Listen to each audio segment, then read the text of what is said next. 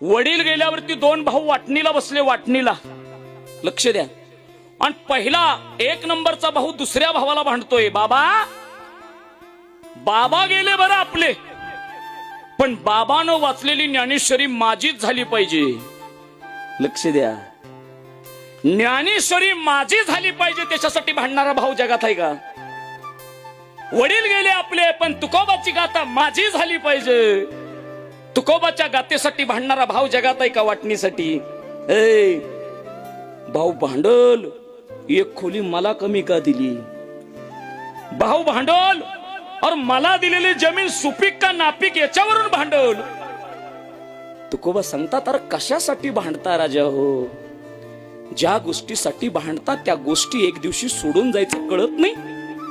अरे ज्याप्रमाणे सूर्य उगवतो आणि सूर्य मावळतो, त्याचप्रमाणे या वतनामध्ये तुम्हाला उगवायचं आणि तुम्हाला मावळायचं.